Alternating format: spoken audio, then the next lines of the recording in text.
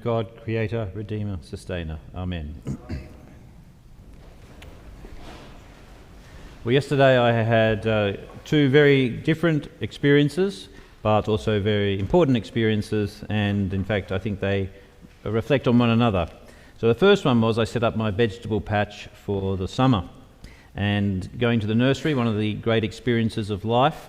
And I went in and met the nurseryman, and I said, which of these 400,000 varieties of tomatoes will grow well this year? And he says all of them, but he picked out a modified Apollo apparently. So I've got two modified Apollos, and then I always like a cherry tomato, so I've got one of them as well. And then it's a little bit overwhelming, all the options, so I just went with things that I knew grew well last year in my particular veggie patch. So I got, eggplant and capsicum and chili and some herbs and beans and peas and stuff like that. And I had a great time, spent about 4 hours preparing the soil and turning it over, putting in manure and compost and new mulch, and then planting them out, and it's very, very satisfying. And I was pretty tired after that. But during the week, I had been invited by Peter to join with the Anglican Rainbow Network to join with them in the Pride March, which was yesterday evening, or 6 p.m. So I had to get ready, and I went in and got there. We gathered at 5, thousands, and how many people? Thousands and thousands? That was the biggest crowd in 10 years, apparently. And I was worried I was going to be the only person dressed all in black, but I'd forgotten that quite a few people wear all black leathers to that sort of event, so I didn't stand out nearly as much as I thought I would. I do think I was the only person in priestly gear though, but not the only priest there. There was another Anglican priest there who came dressed in casual gear. She said to me afterwards, if I'd known you're doing that, I would have worn my priest gear too, so maybe next year she will. Solidarity in numbers. Anyway, we had a lot of fun. We walked around and lots of people cheered, and Peter gave me this copy of the poster we have up there, Love God, Love People, so I held that as I walked around. And then I was reflecting on this later in the evening in light of the parish and the readings and my experience of gardening, and I really thought I wanted to speak today about diversity and particularity. So if we just stay with the garden at first, there's this huge diversity of plants that can go in a veggie patch, literally hundreds and hundreds of different types of things there, watermelon and avocado and huge pumpkins. But I know in my particular patch, and the size of it, the where it faces, and how much I care or don't care for it, how much maintenance it needs, what will grow and what won't grow. And like a pumpkin will definitely grow there, but it will take over the whole garden and kill everything else off. So I make decisions based on the context the plants are going in, what my strengths are, what I know has worked in the past. There's always a bit of an experiment, so I've got a new variety of eggplant this year, but I know eggplants grow really well there, and I do like eggplants, and also I grow things that I myself enjoy. So even though there's this great diversity, there's also particularity. You have to fine-tune it to your particular context and setting, and you have to work out what works in one place, because the same thing may not grow well at all in another garden, but may grow perfectly in yours and vice versa. And then I thought about the diversity of all the people involved in the Pride March yesterday, members of the LGBTIQA+ community, allies, family members, friends, and this wonderful diversity expressions of the way people were dressed. The group behind us, their nickname is the Furries, but they had a formal title, Anthropos or something, and they were all dressed up in animal outfits.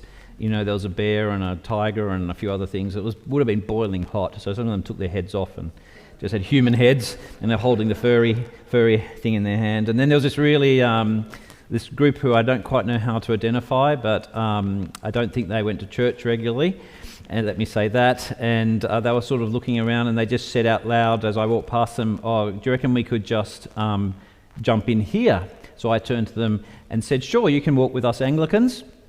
And they sort of looked a bit stunned, but anyway, they did end up walking with us. So it was a wonderful occasion. So there was this huge diversity there. But then I was thinking about the particularity thing, particularly how it relates to St. Theodore's, because This is an area which our church is a member of the Anglican Rainbow Network. I think there's 12 churches involved out of like 50 or 60 in the diocese. So it's one of the particular things that is growing well here, right? It started well before I was here, and something I think has been growing naturally and organically, and it's a strength of our community that we now are formally a member of the Anglican Rainbow Network. We and now, of course, in 2 weeks' time, we're hosting here the Feast Eucharist, and I think Peter invited all 10,000 people on the Pride March yesterday to the Pride Eucharist. Did I say Priest Eucharist? I meant Pride Eucharist of Affirmation. Pride Eucharist of Affirmation, and pretty much everybody I spoke to who was connected to church knew about it, and they were planning to come. So I think it's going to be an amazing event. And it's a very great honour for us to do this service here. And again, this is something that's just growing. It's growing organically. It's something we have a strength in. It's something that has found a soil. The soil here, it's working, and it's something I really want us to invest in more intentionally and more deliberately going forward. And it made me think about what are the other areas, like if we could imagine our church as a garden, we plant out 50 things, and then we discover 4 or 5 really thrive and thriving currently. And I sometimes talk about this with the exec and the parish council. We should invest in what's actually working and growing here. So I'll give you my take. You may have some different views. Hopefully you agree with my take. And so let me just find that part of my sermon, because I'm just wandering around randomly. Here we go. Here it is. So the Anglican Rainbow Network, and being a welcoming, inclusive community for all people, regardless of gender and sexuality. That's the first thing I think that's really one of the particular strengths of this community. The second one, is, which again started before I was here, but it's taken on some new forms, is the whole area of meditation, spirituality, prayer, contemplation. Grant, the previous priest, was a spiritual director. That's not a gift I have, so I was not sure what shape this might take with me being here. But about a week after I turned up, Angela Hazebrook turned up, having spent decades, 50, 60 years in the Catholic Church, and quickly established herself as part of our community and started to run her hearth gatherings and other forms of prayer. And then that dovetailed with interests like people like Marigold at the 8 a.m. service, the World Christian Meditation Movement. And it's really an area that seems to have developed and is growing naturally and organically. And a beautiful story I want to share. I don't know if she's watching today on the live stream, but somebody who does watch our live stream from Darwin most weeks and gets our newsletter is planning to be in Adelaide next weekend, and saw the advertisement for Angela's retreat, 2-day retreat. So contacted Angela, and she's going on the retreat. So a member of our community who watches on live stream from Darwin, visiting Adelaide, is going to be here. So I think this shows this is just something that's naturally growing, and that I think we would like to invest. I would like us to invest more into.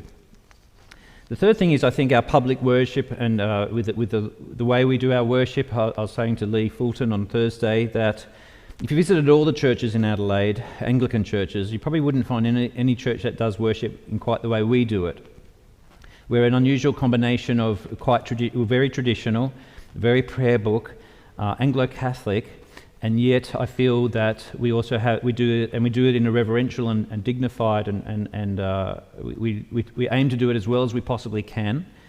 But I also feel that there's a contemporariness, and sometimes the churches of a very high Anglo-Catholic, you feel like you're walking on eggshells, like the classic, children should be seen and not heard, or better, even not seen at all. That sort of mentality where, so sometimes prayer book Anglicanism can become rigid and a little bit lacking in that freedom.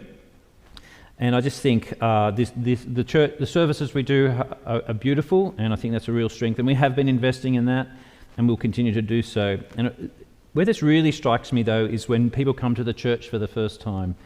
On Friday, we held a private funeral here, and it was very beautiful. Only 9 people plus myself attended. Oh, and Stuart, so 11. And quite a few of them came in and had never been in the church before, and they just, oh wow.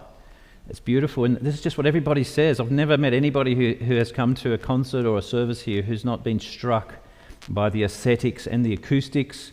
The musicians love performing here.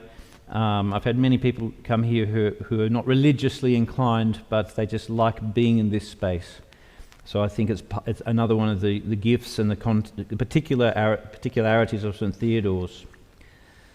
I've also loved, believe it or not, the way we've been, and at the encouragement of the liturgy committee who's meeting today, the incorporation of more silence into our service. So we have a little bit of a silence after the sermon, after the prayers, and if you come to the 8 o'clock service, there's a lot more silence.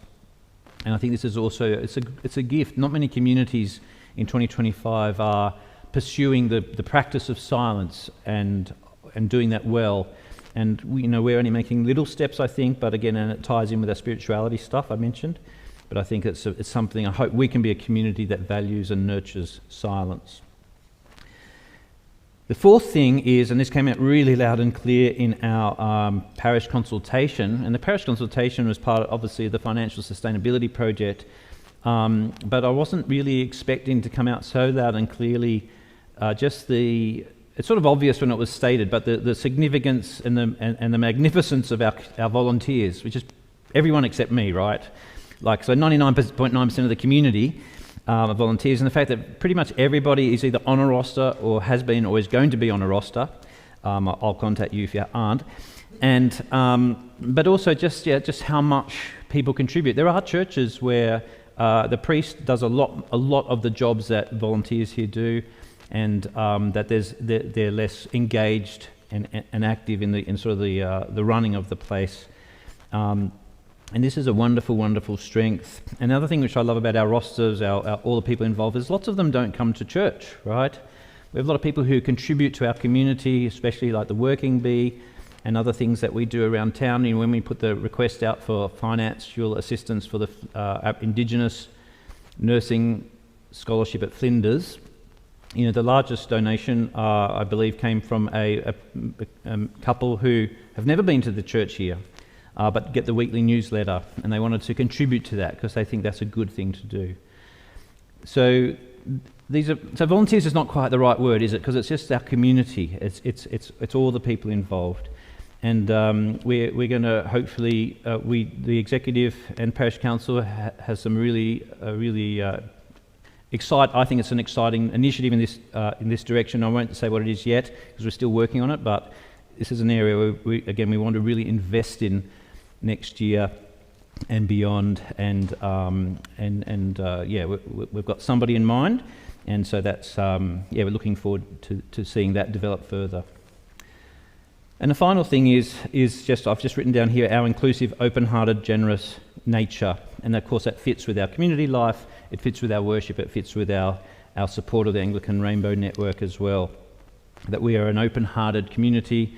We have on our poster the icon, or not the icon, the logo of the National Comprehensive Anglicanism Network, which I'm on the board of that. And that's been on a slow boil for quite a few years, but it's something that is just plugging away in the background. And we're networking across Australia. We do plan to have a national conference, I think, in the middle of next year. And that word comprehensive there also has that sense of open-heartedness and generous, and it's a network of Anglican churches in Australia who support the sort of form of Anglicanism that we have here at St Theodore's.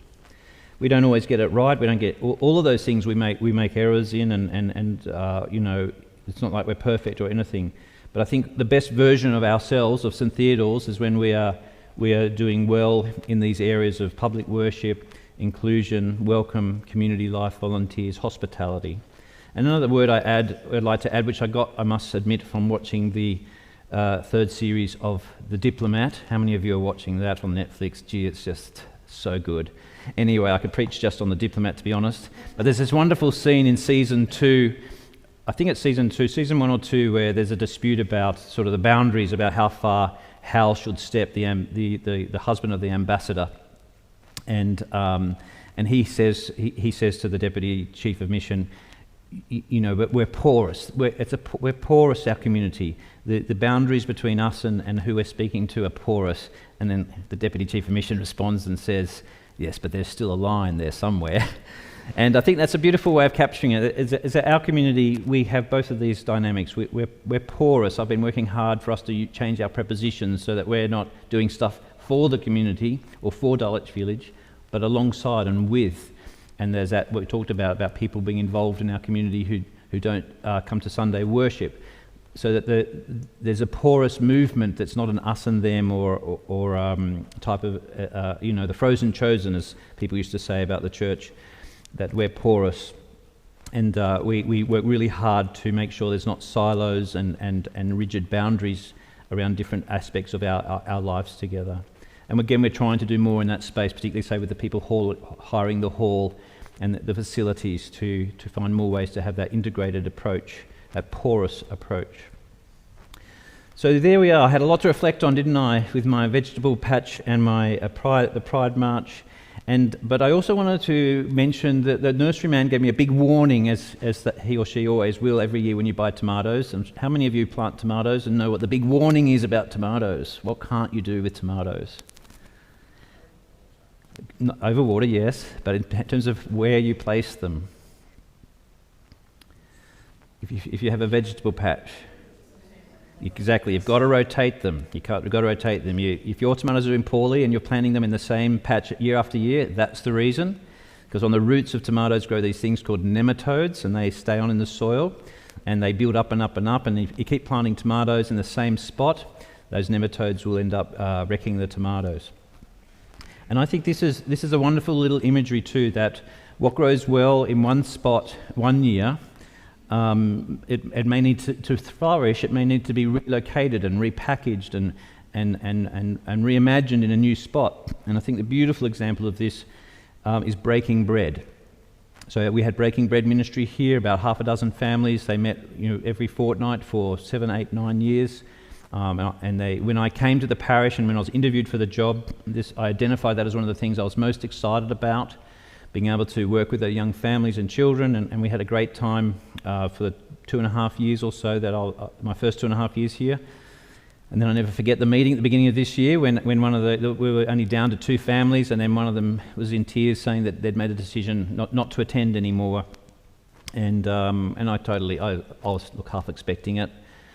And that could have been just the end of our children's ministry, but then through a number of conversations, it's suddenly it's like being replanted in a new patch, hasn't it? It's now quarterly. It's with Saints and Walford and St Peter's Girls. We had 65 people here just a few weeks ago for the blessing of the pets. It was just a wonderful, wonderful occasion, and it's growing organically. And so this is a beautiful example, like the tomato. Sometimes, because churches very easily hold on to something that's working and they defend it to the death, and even when it's dead, they're still defending it. You know that scene in Moby Dick? When the surgeon's he's got the patient dying on the ship, and he opens up the patient and he's explaining to all the sailors about all the organs inside. Do you remember that scene in the novel? And the surgeon doesn't realise that the person on the table's died. They're just still explaining. And that's what happens sometimes in churches, is that we get so caught up in the details of something, or we get so obsessed with something, we don't realise it's actually dead under it. It's dead and needs to be let go of, right? So I think that tomato image is really, really beautiful. So because, and as I was thinking about this in St Theodore's, one of the things I learned when I came here was that you used to have this thriving school holiday program for children. And it was often mentioned Robin Needs and her endeavours in this respect, and many others on the social committee. And it was obviously Di Thorpe's nodding and Jackie Williams at the 8 o'clock service. This was clearly a beautiful, thriving, wonderful ministry, and it's gone now. And there's always grief when you lose something that's really successful and life-giving like that. But we have new things now. So that's one of the hard things and the discerning things to do as a community, is work out what's growing, what's not. And I also have some ideas next year to sort of have some more listening opportunities for the community, because the other big thing out of the consultation, let me just finish about that, is that I said to the executive the other day, we can't wait 3 or 4 years to get all this rich feedback, and our community has so much wisdom, and we need to hear them more often. We do it pretty well with the liturgy committee, like 3 or 4 times a year. We're meeting today. And almost every idea they suggest is good and I implement. And it's a rich thing. But with our whole life together, so we are also looking at ways we can do some more listening and hearing of one another in some creative ways. And we don't do it once every 4 years when we want to review the mission action plan. But it's more part of our actual just rhythms of our life together. So watch this space. Well, I basically have not followed anything on here other than those 4 lists and the gardens and the Pride March. But I think I've covered everything, and I'm sure the time is up. So let me just conclude by saying that it's just wonderful to be part of this community. I think the richness, the diversity, and the particularity are things that we should celebrate. Let's nurture it. Let's be attentive to what God is doing, and let's go with where the growth is, where the Spirit is leading us. And what I did have in my notes, which I'll finish on, this is not just accidental, right? It's not just an idea Matthew Anstey had. If you look at the created world, physics, chemistry, biology, any area of the natural world, there's diversity everywhere. There's diversity in ancient Israel. There's diversity in the early church. There's diversity in the contemporary church. It's not just something. It's not something we have to put up with. It's part of the way things are, and it flows out of the love of God, out of the nature of God, that God invites us all to express ourselves. And as the great Jesuit Catholic scholar de Certeau said, the empty tomb is a sign that God is letting go of telling the story of Christianity, telling the story of God. God gives it up, and God says, you tell the story about God. So it's just going to always propagate in new forms and new expressions. And so that's the diversity and the particularity are, you could think of the diversity as the way the whole creation is, and the particularity, say, like the incarnation and the idea that things are always in a particular language and space and culture and context. So may we join with this God who invites us to participate in this creative, diverse and particular contextual, cultural moment, and may we continue to be a community that is open-hearted, welcoming and generous. Amen.